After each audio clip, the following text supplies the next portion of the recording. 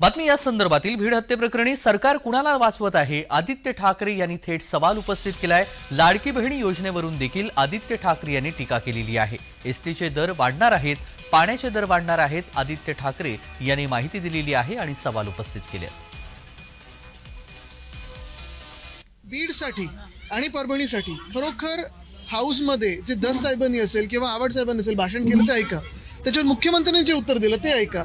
त्या मिनिटाला मला वाटलं होतं की मुख्यमंत्री काहीतरी कारवाई करतील, पण अद्याप कुठेही काही कारवाई झालेली नाहीये। नक्की सरकार कोणाला घाबरतं, कशासाठी हे सगळं लपाछुपी चालली आहे, ह्याचं उत्तर मिळालं पाहिजे की सरकार सुट्टीवर गेलंय।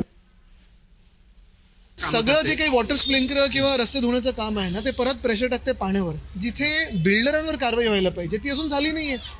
आणि हेच जे मी मागचे जे मिंदे सरकार होतं, जे बिल्डर कॉन्ट्रॅक्टरचं होतं, तसंच हे भाजपचं सरकार आहे का की काहीतरी वेगळं आहे, हे भाजपने दाखवणं आम्हाला गरजेचं आहे।